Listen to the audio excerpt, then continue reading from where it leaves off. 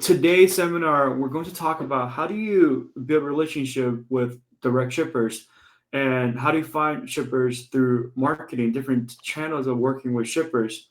Before we get started, just want to give a quick intro about myself. My name is Justin. I'm one of the co-founders at Truckpedia. Our goal is to help trucking companies grow by working with shippers. A little bit background about myself. I scaled a trucking company from 3 to 50 trucks by working with shippers.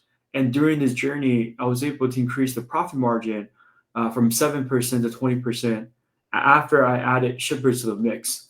So in today's seminar, we're going to talk about Truckpedia, how we can help trucking companies achieve the same thing. There's nothing special. It is nobody ever introduced a new way of trucking to truckers, and and today we're going to cover that. So before we get started, I wanted to see why should we find shippers? In our industry, most people are used to working with unload boards, working with brokers, go on DAC, on truck stop, working with brokers, right? But why should we find shippers? Wanted to talk about this basic exercise right here. If you run a 10 trucks business, right? Let's assume each truck bringing $3,500 per truck per week, and there are 52 weeks in a year. Most trucking companies' profit margin is roughly around 7%. But by working with shippers directly, we're adding shippers to your mix, you can probably get at least 10% extra in revenue. So if you do the simple math right here, right, 10 trucks, 3,500 per week, could be a little more, or it could be a little less, but most people probably have a little more. With 52 weeks, and that's about $1.8 million in revenue. And if you can make 10% more per load, and that's roughly about $200,000 per year just in pure profit. So this is why we keep on emphasizing the importance of working with shippers. And a breakdown for today's seminar we're going to cover is how do you find shippers, right? Nobody ever taught truckers how to find shippers. Everybody that we know of always tell us, hey, you go on that, you find loads through brokers, the easy way route. We're the only industry that have something like a load board to find work versus other industries that have to find their own customers. So today we're going to cover how to find shippers ourselves. And the second part is how do you vet shippers? A lot of questions we get is, hey, Justin, I found shippers, but how do I vet them? How do I make sure they're going to pay me? Right? How do I negotiate for payment terms? What are shippers looking for in carriers? Right? We're curious. Do they want to work with carriers? There's a lot of myth people saying that shippers prefer to work with brokers, not carriers. That's not true. Just that carriers don't really know how to reach out to them, right? And how do we avoid bad shippers? And how do we set up a system to automate the process to find shippers for us, for trucking company, even if we have small trucking company with less than 5 trucks, less than 3 trucks, less than 10 trucks, how do we find them, right? So we're going to cover them all in today's seminar. And first part, how to find shippers, right? It's not your fault that you don't know those channels below. We're going to talk about them, right? The strategy of finding shippers, right? There's inbound marketing, there's outbound marketing, finding direct shipper strategy. These are the ways that we're supposed to do, but nobody really ever shared those secrets with us. And everybody, like we mentioned earlier, right? Hey, go work with brokers, go on that, go on truck stop, go work on those digital load boards. There's nothing wrong working with brokers. In fact, I personally believe it's good to have a healthy mix of brokers and shippers directly to run your business, right? And no one really ever show you these strategies before on finding shippers. How do you even build your online presence? How do you knock on doors? How do you even make cold calls? What conferences should you go to if you want to do that, right? And how do you find them on social media? Through email marketing, through LinkedIn marketing.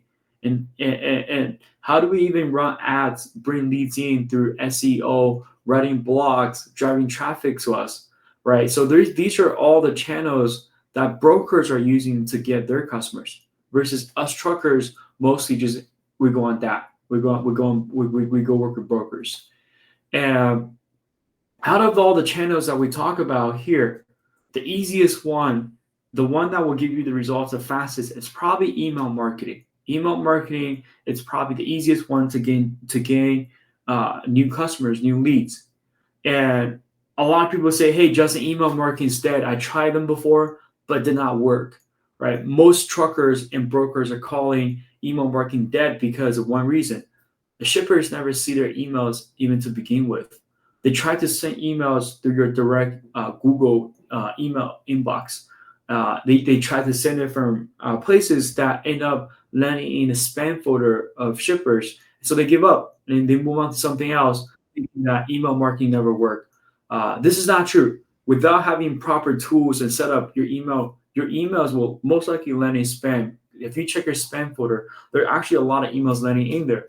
Very likely, when you send emails out, you will land in there if you don't have it properly set up. Now, there are three common mistakes people make when it comes to email marketing, and let's go over them. First one, we talk about spam filters. This is where you kind of set up your email properly, where it directly going to the customer's inbox, and you cannot send it from gmail.com, right?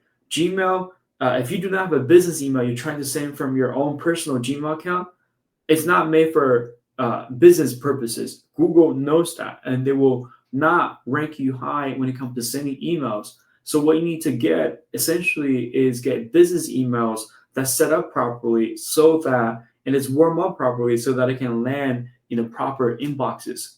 A simple formula here, normally when it comes to email marketing, is if you want to send 100 emails a day, like let's say, hey, I have a list of 100 shippers and I want to email them once a day, right? So typically what happens is you get one email domain. That's like, let's say you get, nightswifttrucking.com, and you create two business emails. You send 50 from each to make sure that we never land in a spam filter. And the math becomes simple. If you want to do 1,000 emails a day, well, we get 20 email accounts set up. If you need want to send 10,000 emails, you get 200 email accounts set up, right? So that becomes a simple math where, hey, if I want to actually leverage email marketing to grow my direct shipper pipeline, this is what I need to do. I need to first get a domain that's just for my company. And second is I purchase two email accounts, have them warmed up, and send an email through there and limit it. If you start sending more than 50 email per day per account, Google algorithm, Microsoft algorithm will know that and it will block you. And what's going to happen is you're very likely end up in people's spam filter. So our prospect never even see our offering. Second mistake is when it comes to finding direct shippers, this is like you're targeting every shipper.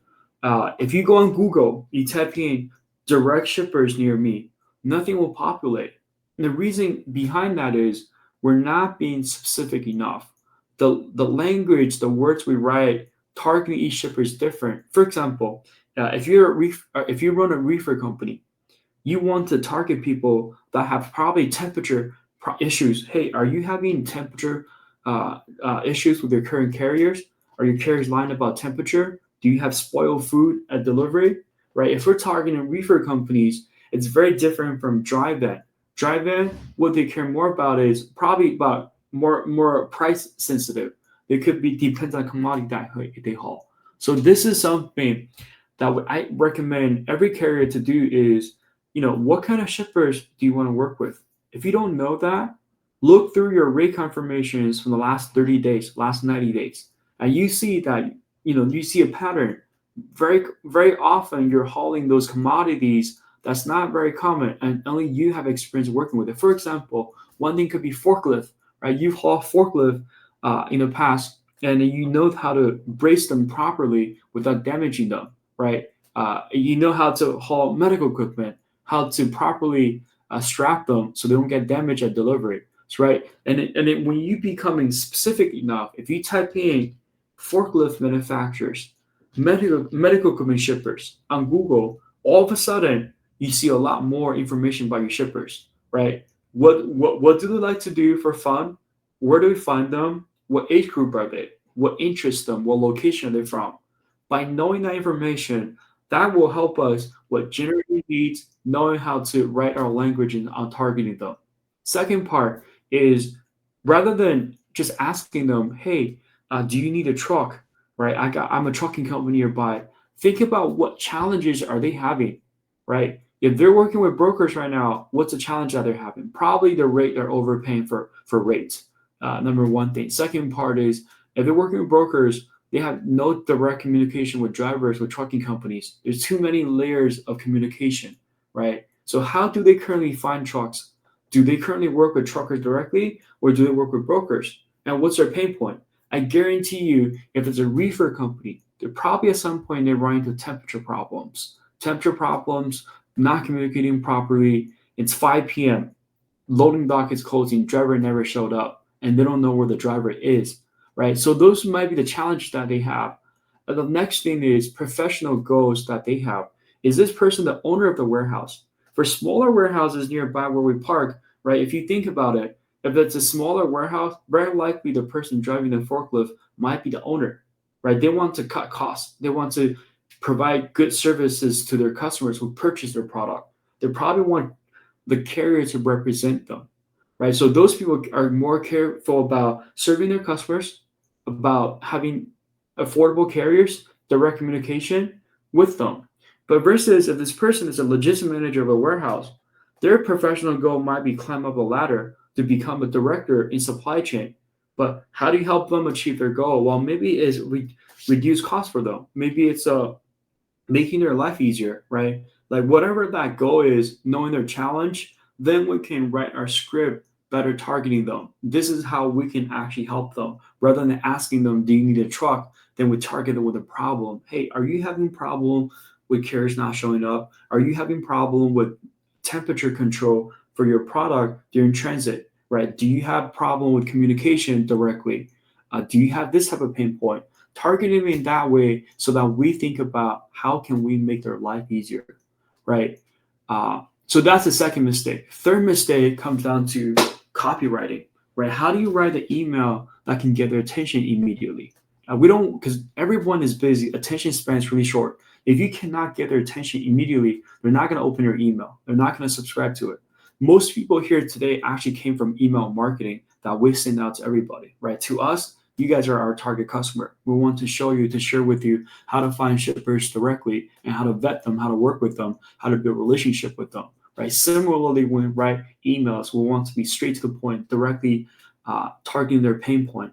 We don't want to say that, hey, this is John, the marketing community gal from XYZ. I don't believe got a chance to chat yet. They won't even read it to the end. They're just going to delete or mark as spam. So we want to be very direct with our offering. Even if we want to write those email sequences targeting them, we want to be very specific, want to be straight to the point.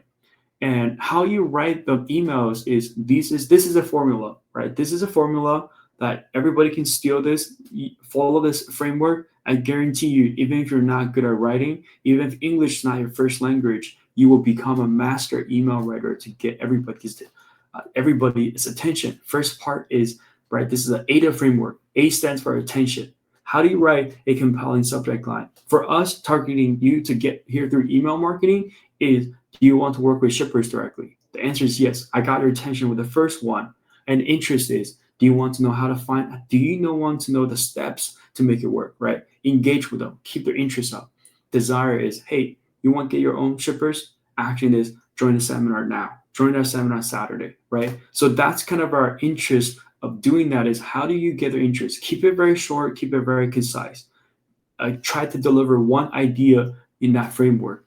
And here are some samples of applying the AIDA framework is the templates, right? We give them a quick intro and we give them an offer and we give them a quick call to action, right? Call to action is interested, reply yes now. Do you need a quote?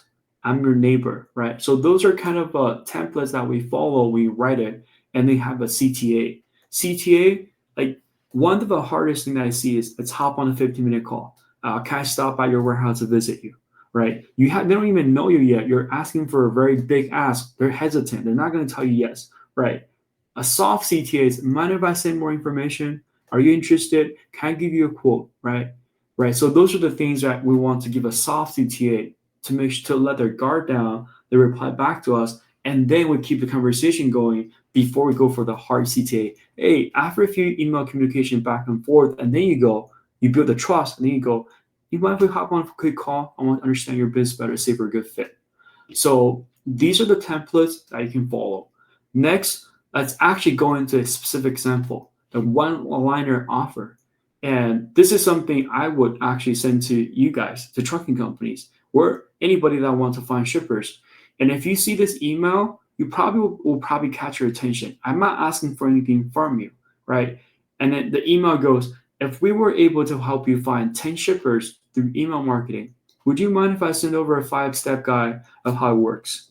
I'm not asking you for anything for your time. I'm just asking, can I send something to you for permission?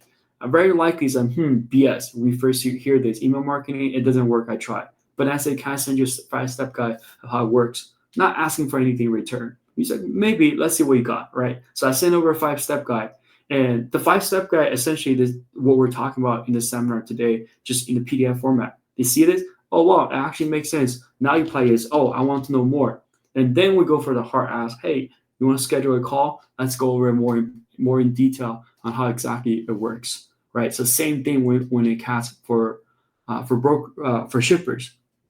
We all know that during COVID, 2020, 2021, one of the worst years for shippers, best years for truckers. And for them, it's because they don't have asset-based trucking company they're working with directly, right? So what we want to ask them is, we know right now it's on the edge of flipping again. It's not no longer going to be a shipper's market in 2025. At some point, the market will shift again. They will go through the COVID pain that they went through a couple of years ago. So the question going to ask them, hey, intro is, have you thought about what will happen to your business if you keep working with brokers and not adding carriers to the mix in the next few years? Can I share the 3 metrics that won us carried a year for this shipper by working with them, right? Just getting them thinking about it. Hey, do you remember the COVID pain? Do you remember how much you were paying for a truck? We couldn't, and even at the highest rate, you couldn't secure a truck. It's coming back again. Do you want to avoid that before it happens? Well, let's see if we can work together, right? CTA, something like that, to talk about them. And email marketing, we send it to them, those type of emails to introduce who we are. The responses from shippers, this is actually a sample shipper response. This through email marketing. This actually happened last week. Today is the 14th. So 3 days ago, a shipper from Train Technologies, a ground procurement person, replied back. The email goes, "Are you having issues with your heavy hauling loads?" And the shipper comes back, "Thank you for your interest. Right? If you want to work with us, this is a new carrier form. Link is below. Click here to do the link." Right? Shippers do reply back to carriers when you send out information to them to ask them, "Hey, we want to work with you. How does it work?" Back and forth, back and forth. They may invite you to join their seminar, their carrier list when they have RFP, right? Dedicated freight. So I actually want to kind of pause right here, and in this link, we opened it. What does that look like? This is actually what a shipper, new carrier vendor interest survey, what that looks like. It tells you directly that, hey, this will take about 9 minutes. And the question they ask, we'll go over very quickly on what shippers are actually looking for in a carrier, right? What's your company name? Put out your company website, right? Do you have a website? What's your headquarter address? What's your MC/DOT number? Are you unionized or not, right? What's your basic contact info? What are you certified for? Are you SmartWay certified? Are you a broker, asset-based carrier, or are you both? What percentage of your business broker? They want to know. So this question, if I were a shipper, I actually want to know what percentage of your business broker is. Like, hey, if you're a broker, are you going to broker my load out, or are you going to haul yourself, right? They want to know if you're going to haul yourself. If you're asset-based, right, how many trailers do you have in your operations? How many power units do you have in your fleet? How many flatbed trailers, step back do you have? Can you handle heavy haul load? Do you support drop trailers that ship receiver, right? What mode of transportation do you handle? LTL, dedicated Sprinter van? Are your trailers air ride, right? Drivers do you have? Twig card to access the port, hazmat certified? What regions do you primarily operate in? These are the things that when you look at what shippers ask, these are the things that we want to have on our website, right? We know shippers are looking for these things. If we're building a website, we want to let people know exactly, hey, this is what we operate in. This is what we do. How many terminals do you have, right? Where are you located? How long you been in business? What's your revenue annually to know that are you a reliable company that's not going to go out of business, right? Are you flexible to uh, adjust the contractual rate if we agree to something? What's your insurance like, right? Do you have any minority diverse certification? EDI, right? For those of you who don't know what EDI is, this is how shipper send load information to you. All right, this is for invoicing, for tendering loads to you, for you accepting loads, declining loads, and the status update. Right, they want to automate all those process. If you can make their life easy, they're likely going to work with you. And lastly, just hey, do you have any previous references that we can talk to, see who you work with in the past to see how legit you are, right? So these questions, by looking at it, by going through it, we kind of get an idea that most shippers are looking for those things. They want to know what we do, what we are, and that's the purpose of our website, is to serve that purpose of introducing exactly what we do and who we are. So these are the sample a sample response from shipper. Moving on with our seminar today is just want to show more responses from shippers potentially once you start sending information to them, right? Say, hey, trucking company goes, I got 32 plus years of safe freight moving experiences.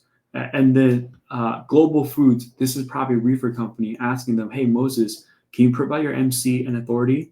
By the way, the three of the responses here are actual responses from shippers I would send out to people, right? So Moses sent out this email targeting the shippers because he runs a reefer company. So, hey, we have 32 years experience, safety record. We only hire experienced drivers, ensure your shipments are always in good hands. Just introducing who they are. And then Global Foods Logistics Supervisor, hey, can you provide your MC and authority? Let's see if we can work together, right? And then they provide a phone number, an email, phone number, direct phone number, and cell phone number, and office hours. So you know when to call them, when to reach out to them. If you want to call them to follow up, build that more relationship with them after they reply to your email. So you got a hot lead coming in asking that, right? And then here is a procurement manager from Werner. They're doing what? Cross-border shipment to Mexico. Do you offer service in Mexico? Right. So they're looking for cross-border carriers, and because this carrier might be offering cross-border shipments. And then lastly, example right here is, hey, good morning. Can you do heavy haul? There's a heavy haul a customer, the logistics manager from this company, literally with their contact info provided to you. Can you haul those things for us? Right. So shippers do reply to carriers. Shippers do want to work with carriers. It's just that carriers never knew, never learned, or never taught how to reach out to them properly. Second part is of the seminar is, we went over about the process of, hey, this is how you're going to find shippers. First thing is, these are the different channels to find shippers through inbound and outbound marketing, from cold calling, knocking on doors, email marketing. And we went over how do you set it up properly to send those emails and to know who are you targeting. Run different marketing campaigns targeting different people. How do we write those emails? Templates, follow templates. How do we write those emails to talk to shippers? And also we went through the examples of what that email may look like. And lastly is the responses from shippers on what they will look like in real time. In real life scenario, what will look like when shippers reply to you. Next part is, let's say you talk to shippers. Some of them will say, hey, we come to terms, let's work together. How do you vet shippers? How do you make sure that they're legit? How do you make sure that they'll pay you? This is one of the biggest, most asked questions from carriers. Is like, I never worked with them before. How do I know they're going to pay me? Well, when you vet them, there's several ways to do it. Three of the ways that I listed here are the simpler ways, right? The first part is factoring company. If you factor, very likely the factoring company don't just factor for brokers, they will factor for shippers too, right? If you just never ask your factoring company that question. So if you have your factoring rep, ask them, hey, I'm going to start working with shipper directly as well, adding to my mix. If I find a shipper, can you guys factor shipper too? And what's that process? And very likely they will be able to help you. If not, then you may want to look into different factoring companies who can do that. Think about how brokers pay you. Brokers factor too, right? Brokers will factor their loads from factoring companies and then the factoring company will collect money from shippers. Just like how when we factor, right, factoring company collect money from brokers. Same thing. These are probably three of the common known ones: RTS, right, OTR, Denim Factor, and Triumph Pay. These companies all have factoring services you can get for shippers. So look up a shipper for approved or not approved. Second way is credit report. Look at a credit report from a shipper, see what's like, right? Sample credit report to see what it looks like. Here, TransCredit, that's one of a very affordable platform. They probably charge you somewhere between $10 to $20 for a report. You just purchase it from them. Hey, this is a company named Cope Services Inc. Give it to them. I want to know how credible they are. So you see that their current credit score is 92.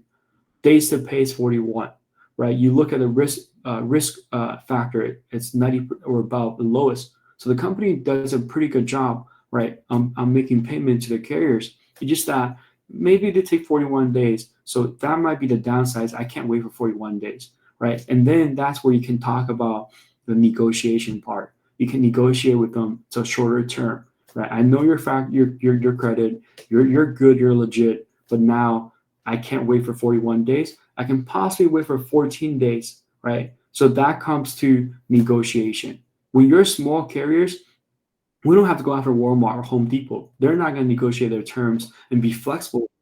But who we can talk to are the smaller shippers. They may ship 3 to 5 loads a week, 3 to 5 loads a month, right? But they add up. Start adding those to your mix when you're working with them and negotiate that directly for a shorter term.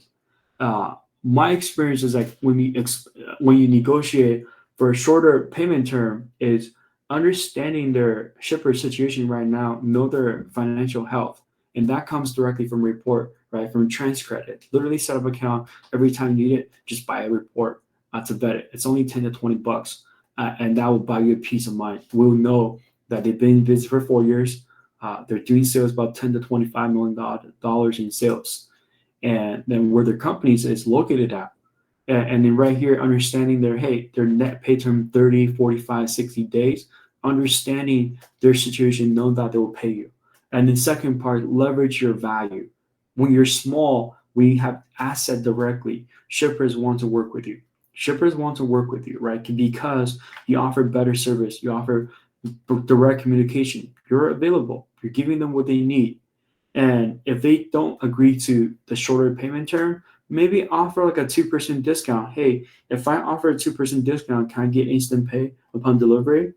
Shippers, I've had shippers who said yes to that. Oh, I can save 2%. I spend this much on free expense every year, 2% discount, give me that much every year. Absolutely, I'm okay with that, right? And you want to tell them, hey, it's going to be a win-win situation. I'm going to provide the top-notch service. I'm going to treat you like our VIP customer, right? Be honest with them. I'm a small carrier. I need to front the cost. The upfront cost is 80 to 90% on all shipments. Fuel cost, driver pay. My driver is not going to give me 30 days. The fuel cost is going to be this much. I need to pay upfront. It's a very thin margin business. It's a lot of cost. Can I get paid on a faster payment to make it a win-win situation, right? So a lot of times shippers are much more understanding than brokers are. If they want to work with you, like your service, they will be willing to work with you. And this is the last resort if your factoring company cannot help out. Last resort is when they ask for a quote.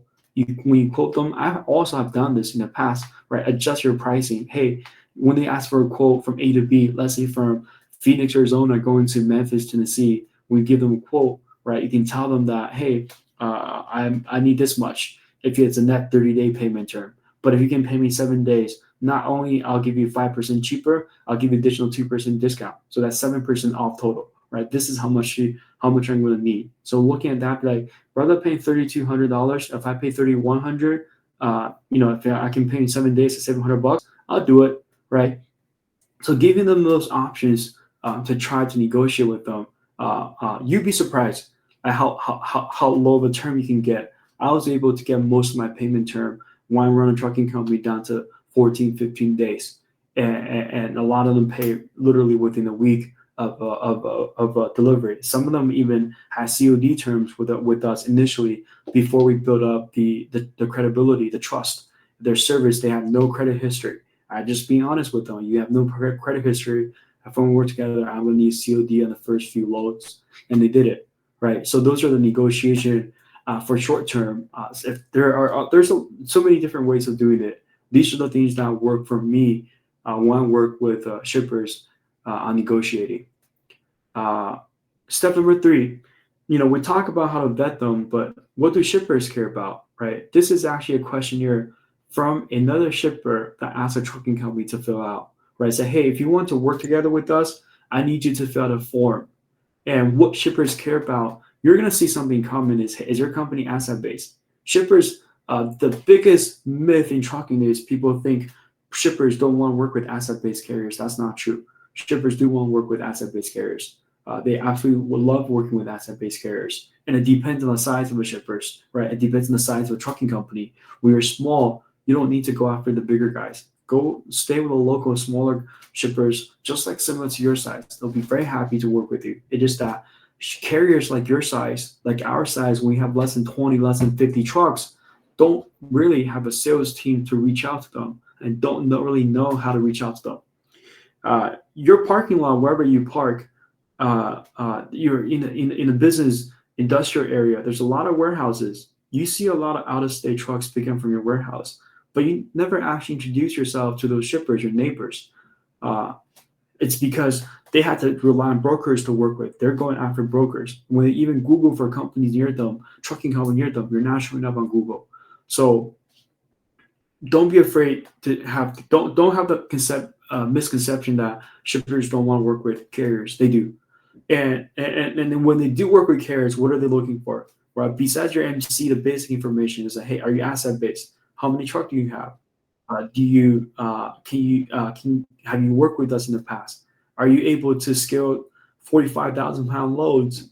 Are you able to handle reefer and frozen loads for including FTL and LTL? Right. So this is a reefer broker asking for that. What's your average lead time when you book a load? Right. So this is an instant. I don't need every lead time. You can ask me instantly.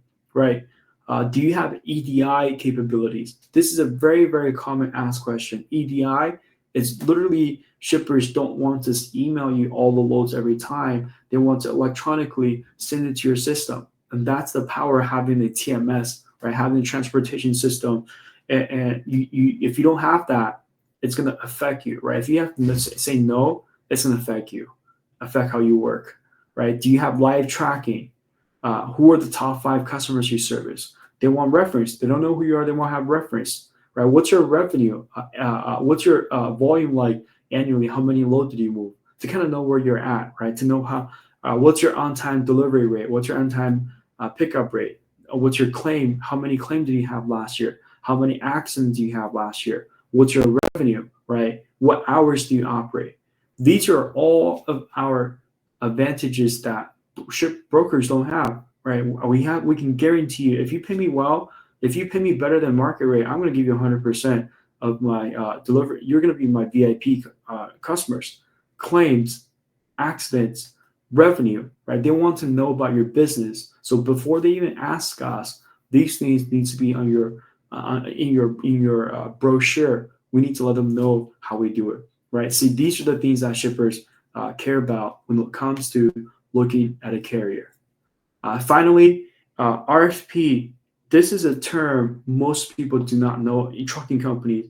It's actually really sad in our trucking industry. The only people know what RFP is. It's large size carriers with 100 plus trucks. We're freight brokers. Trucking company never heard of RFP. If you know that on a load board, you always see people posting one lane consistently every week. That means it's a dedicated lane. How did the broker win that dedicated lane? Is through the process called RFP. It stands for Request for Proposal, or RFQ, Request for Quote. Often, big shipping company will send out, they know their lanes. 70% of all the shipments in the US are dedicated freights. They know exactly how many loads they're going to run from point A to point B every single year.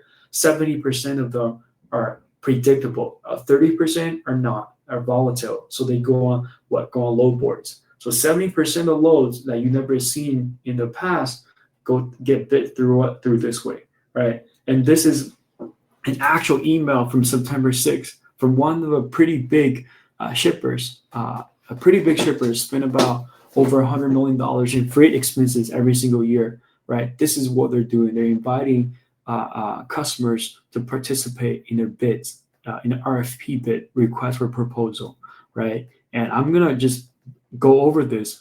Due to confidentiality, we have to hide the name, but this is what it looks like. Good afternoon, right? A shipper A is pleased to invite your company to participate in our 2025 RFP. Attached are the documents to guide you in the rating process and your submission. Please enter your rates on this Excel sheet. The rates must be returned by September 20th this year, right? In about a week-ish. You must return your email back to this. If you have any question, reach out to us for clarification. You must fill out this link to confirm you have read all the details of RFP, understand them, right? So this is making sure that you understand what they're asking for. And please note that the 2025 miles per gallon efficiency will be 7.3, right? 7.3 miles per gallon. RFP, you may have heard of fuel surcharge. When you participate in a bit like this, the rates are broken down in two parts: a base rate plus a fuel surcharge. That fluctuates with the diesel price over the year. How much they pay you depends on the market price on diesel rate, right? So this is literally what the end goal for every trucking company to do is figure out that, hey, I want to land dedicated lanes, and then I want to be invited to as many RFPs as possible so that I don't have to live off of load boards, live off spot market loads, and where it's got taken down by so many people, like marked down by so many people, and go directly have this with shippers. And what you want to work with brokers is leveraging them for your backhaul to get you back to your shippers so you can service them. That should be the goal for every single trucking company to do that. And we're gonna go into an RFP on what that looks like, right? Navigating RFP instruction. Some of you may have seen this. Some of you may have not seen it in the past. Every single RFP shipper will give you the instruction, very clear instruction on how to do it, right? They give you a submission deadline. They give you a format, formats on how they want it: Excel sheet, PDF, Word document, how you want to submit it. And they give you the contact info to ask questions, and they ask you for any required document if they need it from you, right? Your insurance, your financial statement, making sure you're in good standing, right? That's what it looks like, the first part of RFP. Let's actually go over the RFP exercise. So due to not able to release the shipper information, this actually came directly from a shipper. Exactly this email that we're just looking at earlier. In this email, we got invited. Truckpedia got invited. We're inviting our carriers to participate in this. This is the original form, what it looks like. We just converted it to Truckpedia format to not release, expose who the shipper is.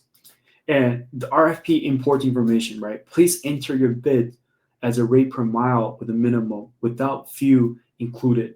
And they're going to calculate the fuel surcharge, right? Separately. And then they're going to tell you there's different zip code, varies from different zip code, right? Please pay attention to the rate per mile and minimum rate that you can do for each lane. So they want you to do, say, hey, bid on each of the lanes that you can do with this information without fuel surcharge included. I want to know your base rate. And they're going to tell you right here, right? The fuel surcharge will be 0 base rate and 7.3 mile per gallon to calculate it for truckload. And for intermodal, it will be 15.5, right? 15.5 for rail, 7.3 for truckloads. And the fuel will update on each shipment once it has moved and in transit status. So literally the fuel surcharge is real time based on the market rate. If the market charges more, you get paid more for fuel. If market charges less, you pay a little less they reimburse you a little less on fuel. So to keep a very, very fair process. And the next page is that, hey, they're going to tell you that equipment that they need, right? They need the equipment to be able to handle carpets. They need to let you know that there's different zones in different areas. They want to let you know that, hey, some of the loads will be provided require transit hours for these lanes. The transit hours you can service, right? Those are urgent loads. They must have it delivered within those times. Can you meet them or not? Some will be solo. single load, some of them will be team, right? If it's solo or team load to do them, what can you do? Some lanes will be preferred for asset base, right? Some lanes they want to actually have asset to run it rather than brokers, right? So when they open RFP to brokers and to asset-based trucking companies, they want everybody to bid and see who they choose to work with on those lanes. And lastly, they'll tell you that, hey, once the load begins, it'll be tendered through their own TMS, their system, send it over to you through EDI, and they want you to update their status update in their system. And finally, it tells you, hey, it opens today, it closes on this day, right? This is for a 1 year long project. If you're awarded, it's 1 year long. Next, let's actually look at what the lanes look like.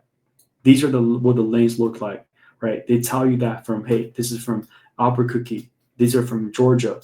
Going to where? Going to these different places. Union City, California, Missouri, Utah, Texas, San Antonio, Texas, Portland. From Georgia to Portland to Texas to Phoenix, right? So they literally have about 500 lanes for the whole year that you can potentially win, right? There's 553 lanes that they need bids on, and they will tell you exactly where it's picking up from, where it's delivering to, and they'll tell you that, hey, these are the transit hours that are required, and they'll tell you that what's the volume like.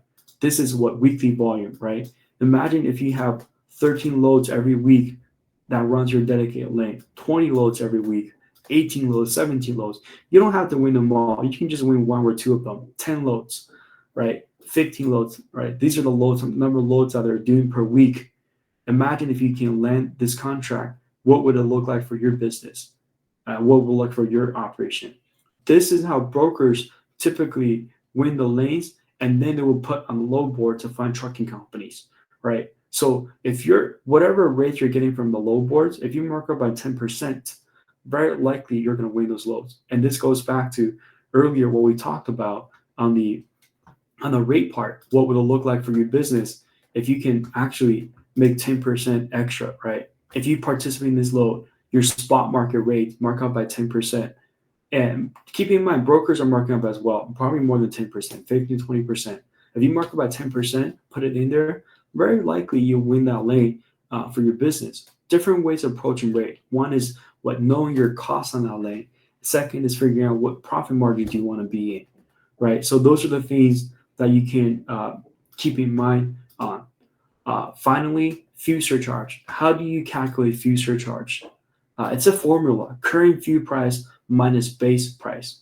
Base price is the base fee that they give you. In the example that we went through, the base price is 0. It's literally the current fuel price divided by your miles per gallon, which is 7.3, multiplied by how many miles that lane is to give you the fuel surcharge that they give you. Essentially, just they will reimburse you for whatever that low cost on fuel, right? They will give it to you. $4 divided by this miles per gallon times mileage. Okay, it's going to cost you this much on fuel, right? They're literally, if the base fuel is 0 in this case, they're literally going to pay you for your fuel costs entirely, plus a base fee on how much you need to run, right? So they're doing that separately. This part, how do you avoid bad shippers? How do you avoid bad shippers? How do you know a shipper is not good, right? There are bad carriers, they're bad brokers, they're bad shippers. How do we avoid them? There are early signs that you can look at. You can kind of know before you're working with them. Fortunately, I haven't met a lot of bad shippers. Most shippers I have worked with in the past are very appreciative of what I did for them, right? So I haven't had a chance to run into a lot, but I have seen bad shippers too. And how do you avoid them? Well, payment terms. If they're not willing to be flexible with you on payment terms and your factoring company doesn't approve them, it's probably a red flag. You probably shouldn't work with them, right? They don't agree with COD, give you a 7-day term, 14-day term, and they want your factoring company put no on them with a bad credit or have no credit. Probably don't want to work with them. Second one is low freight rate. If you can get the same rate on the low board versus what they're getting paid, I mean, what's the point of working with them directly, right? If you're getting the same rate that you get from that, not getting a higher rate, there's no need of working with them directly. You can just go on the low boards. It's much easier, much less work to do it. Then third is excessive demand. They demand to do this, demand to do that, right? If you have too much demand, probably not a good sign either. Those are the initial red flags. Fortunately, I never had to experience this with the shippers I work with. Most of them are agree on terms. Most of them pay, all of them paid better than what I could have gotten from the low boards by at least 10%. Bad credit, right? Look at their Google reviews. If their facility takes too long to load, facility takes too long to unload, rude to drivers, they have their credit score shows they got a C rating. Take 40 days, 50 days to pay, 60 days to pay. Maybe you don't want to work with them, right? Depends on how much you need the lane from them. And lastly, know when to walk away, right? Long payment terms, if that could be, they give you a longer payment term, they initially agree. They're not treating you fairly when the market is in their favor, right? Know when to walk away, know how to prioritize your key customers. These are some of the basic principles to follow when we work with the shippers. Very likely, you would not experience this because uh, uh, shippers wouldn't tell you that, give you ridiculous requests on your driver. You must accept tracking. If your tracking was interrupted even for 30 minutes along the transit, you're going to get a $150 deduction. They're not going to have that strict a requirement, right? Oh, you must turn your driver must stand in front of cab, write down number 50, take a picture with it, right? To make sure that you're legit. They're not going to do that. First thing they're going to ask you is not your MC number. They ask you what's your rate. Brokers will ask you what's your MC. They don't care you've been in business for 6 months. They don't care about you in business for 3 months. As long as you can provide a good service for them, they care more about that. They care about rate. They care about service. They care about how reliable you are and how good of service you can provide to them. Versus brokers, less than 6 months, less than 12 months. Oh, not going to work with you, right? You have a free guard review. Someone said something bad about you. It's a petty review. Oh, we're not going to work with you because you got a free guard. They probably don't even know what Carrier 411 or free guard is because they never dealt with those type of stuff. And uh, lastly is, right, we talk about a lot of stuff. To sum up, right, how can Truckpedia help you land meetings with shippers? Everything that we talk about right here so far, how can you get to that RFP? How can you get shippers to say, hey, provide more information, let's chat, see if we can work together? How do you do that? Right, this is a process. First part is build a website, right? You need to build a website because we went through the questionnaires from shippers. The question they want to ask you, know exactly what you do. They want to know exactly where you service. What's your specialty? Do you have drive-in trailers? Do you have reefer trailers? Right, and especially for carriers working with shippers, with brokers directly, 100%. You already have the lowest rates on your website. There's no need to hide them. Mark up by 10%. You're still the lowest quotes. You never lose a lane because of rates. Put them on your website. Allow customers to book it, right? This is what Truckpedia offers is put the most commonly run the lanes you run and put a price on it, right? Mark up by 10%, put a price on it. Guarantee you're still the cheapest one. We want to drive traffic to our website so people can see what we offer, what we're good at, what areas that we service. And second part, lead finders. This is one of the tough part. How do you find leads? You go, hey, Justin, this sounds amazing, but where do I find shippers? This goes back to what we talked about earlier, right? Define our ideal shippers. Who are we looking for? Probably looking for logistic managers, director of transportation, shipping managers. And then we break it down by location. What location are we looking at? And what industry we're looking at? Are we looking at cold chain? Are we looking at medical equipment, furniture, you name it, right? Packaging materials. Put it in there. Find the shippers that we need to target. This is also something Truckpedia offers is Truckpedia has a database of the leads that you can find. So you can send email marketing towards them. You can make cold calls to them to introduce your business. Number 3 is how do we write those sequences? We're not experts, no experience, prior experience writing those sequences to target them. We have the AI that trained to write very specific, very targeted sequences based on what your strength is to target shippers and set up a campaign. Hey, wait for 3 days, wait for 7 days, wait for 8 days. Set up sequences, different patterns to nurture and reach shippers so that we can get their interest to work with us. They'll reply to us through our emails by doing those stuff. Lastly, is track our open rate, right? How many emails do we send out to them? Who is opening our emails? How many times did they open our email? Did they reply back to us? Should we give them a call, right? Creating a task to follow that, keep everything organized in one place, right? This is how you want to keep track of the whole thing. A lot of times, shipper may tell you, hey, my RFP is going to be end of the year. Reach out to me in November. You grab a pen, grab a notebook, right? You put it down November 13th, reach out to John from ABC Warehouse. But when November comes, that notebook has been long gone. You wouldn't know to call him back again, right? Having that system to remind yourself, create a task, so email reminder, or send up an email to follow up, or schedule the email to be sent out in November to follow up with them. That will be crucial, right? That may or may not be, getting invited to RFP actually to participate in it. If you're interested in participating in the RFP that we actually shared earlier, let us know. Like this RFP, we need trucking company to participate in them. If you're interested in this, let us know. We'll share the sheet with you. Especially there are 500 lanes. I'm sure some of the lanes might be useful to some of you. If you want to participate in it, let us know. We would love to invite you to join the RFP so you can get experience with it. Secondly is if you want to have the process to land shippers, right? If you want to have a demo to land shippers, to have all those processes set up for you, automated for you, schedule a demo with us. Let us know. We'll show you, right? This phone number, 440-413-8564.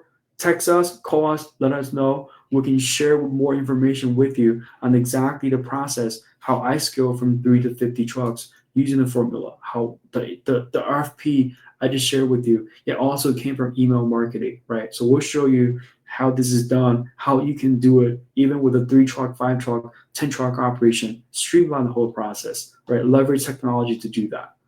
So feel free to message us, ping us in the chat, let us know if you're interested to in either of the 2 offers. Finally, it's going to be questions. If you have any questions about the seminar we went over, let us know. Typically, when we host seminars like this, we like to spend 1 hour going over the slides and then leave the rest of the time for questions. So if you have any question, feel free to type them out in the chat. Feel free to unmute yourself, start asking. Time is yours. The stage is yours now. But Justin, when going after direct shippers, and of course,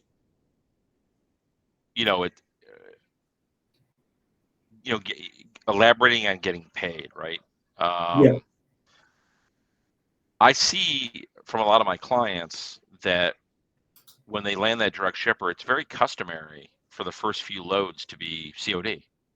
It's not an uneasy ask. It's not something that is foreign to these direct shippers.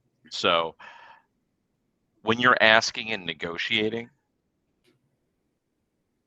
you're not going to get a frown. You don't need to worry about getting a first few loads as you start to work with this particular client, asking for, hey, the first 2 or 3 loads, let's work together. Let's do COD, right?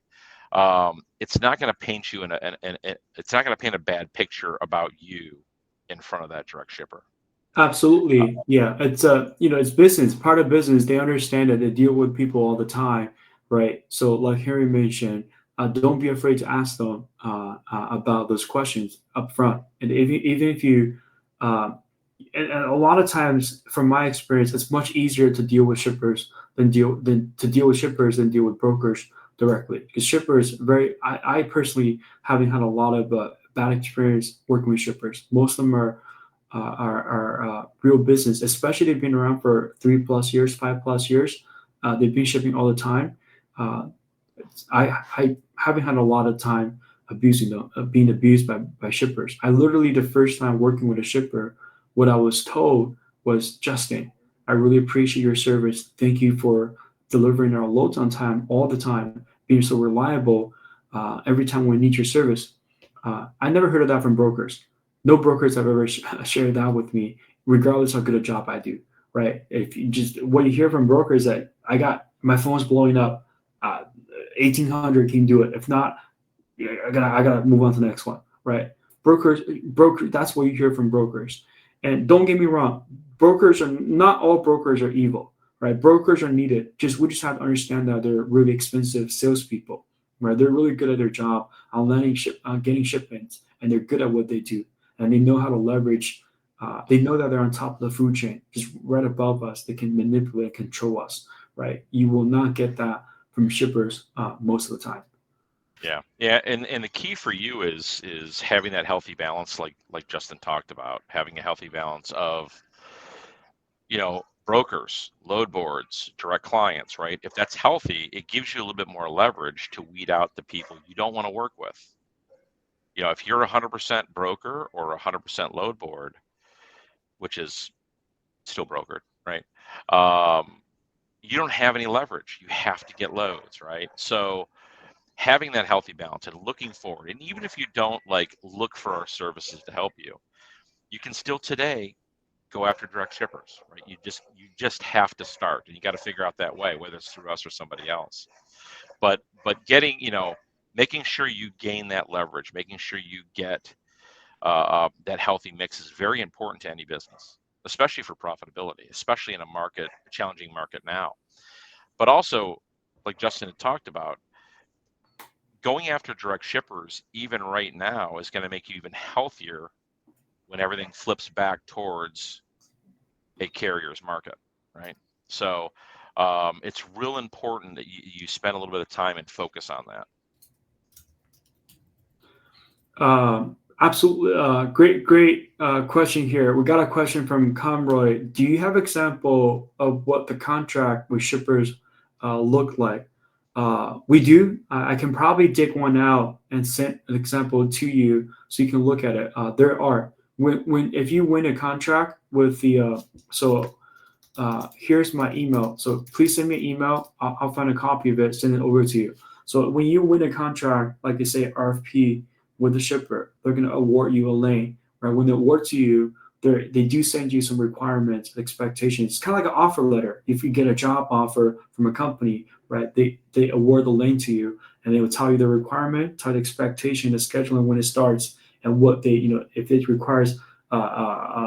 EDI connection, which is tendering loads directly to your system, and your telematics, your ELD giving update straight back to them for invoicing, right? They have all those requirements written in the contract.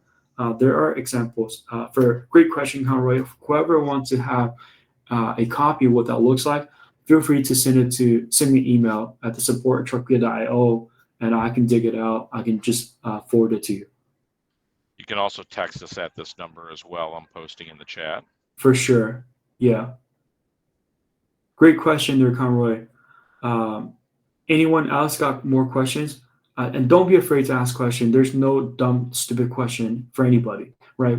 No one really share with truckers what that process of landing shippers like. It's not easy, right? It's not something that people talk about. Like we're probably the only industry right now that rely so much on the middleman to do business. If you think about it, it's crazy. So how can there's so many trucking companies run their business from a middleman rather than going directly developing their own customers, right?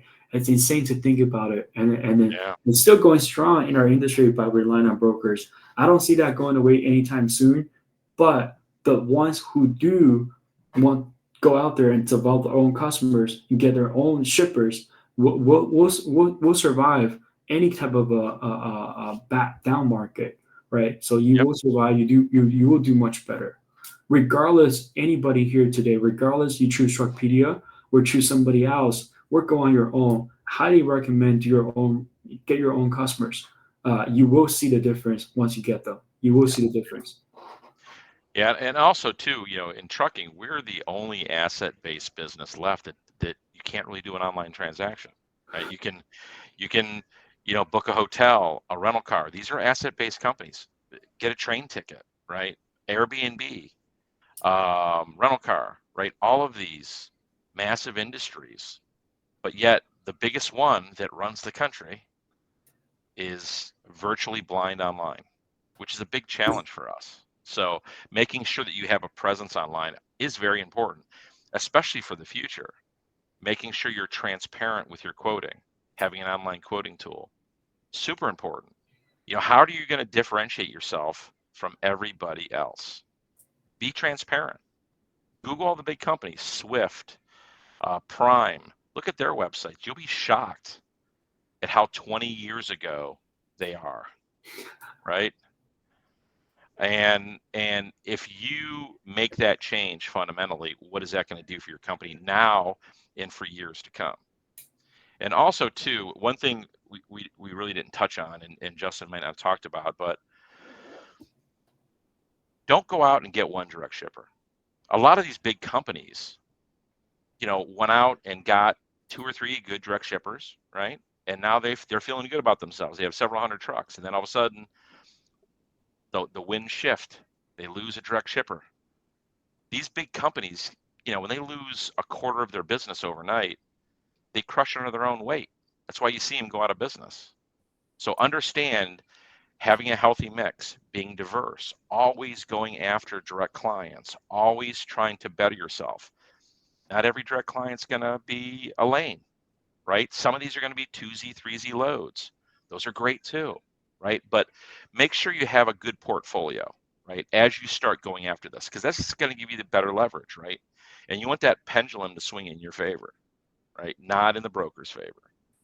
And understanding when you're talking with a broker and they grab your MC, they're not just looking at you and running a background check. They're trying to see how much money they can make off of you. They are an absolute business, and you are paying that business to get loads at a rate of at least 15%, sometimes more, right? So getting 10% may not sound like a lot, but look at your numbers. Times that by how much freight you moved over a year, right? It's a lot of money. That'll make a 100%. big difference. Yeah, a lot of trucking company may not know your exact profit margin, right? If you look at profit margin, look at like, hey, I can actually double my profit margin if I start doing these things. It's insane. If you just pull in like $3 million in revenue, let's say your profit margin is 10%, you pull in 300K, right? Imagine if you can double that, doing the same thing, double that to 600K. Right away, you got 300K more to allocate to either for your personal use or keep on You grow growing the your business. business. Yeah, Yeah, and when 100%. and when the markets change like this, this is the first time in years that trucking prices have fallen down to reality and assets have fallen down to reality where you can actually buy something, right? And if you have cash like that, you're hovering around that 17 to 20% margin, right? That's a big deal. You can leverage that, right? 100%. Um, Yeah. so, anyhow, Eh, also, Justin, you have another seminar coming up with Adam Winfield, correct? That's coming up. Yeah. The Carrier Broker Summit, Adam Winfield, for those of you who do not know Adam, another great advocate of trucking, right? Adam and I will host a seminar talking about a little more information on finding direct shippers, how to deal with them. We have a collaborated seminar in person in Dallas. It's called a Carrier Broker Summit. Carrier Broker Summit, where they're bringing a lot of carriers brokers to one event. So for those of you who are close to Dallas or want to learn more, get more involved in the industry, this is what this is about, right? This is what it is about. Carrier Broker Summit right here. Feel free. It's going to be on what day? The 23rd to the 25th. 23rd to 25th. We'll It's be coming there. up. Yeah, it's coming Yeah, up. and like you said, Adam. If anybody doesn't know him, I'd Google him or Adam Winfield.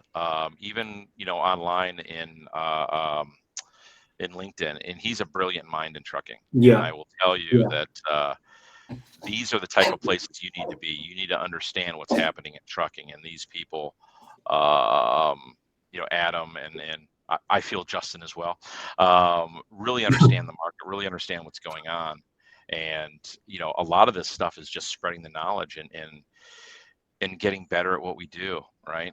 And that knowledge is key, right? Understanding all of this stuff and all understanding that every little thing that you do, like when you get a direct shipper, negotiating, getting maybe away from the factoring company that's you're doing 2 to 3% or sometimes more, right? That all comes down to profitability. If you can kind of negotiate that, that's a big win for your company, especially over time, right? All those things add up, right? All those things. So So if there's no more questions, we'll stay on for a little longer. For those of you who like to hang out with us for a little longer, chat about anything, feel free to stay on. If not, we'll see you guys at our next seminar.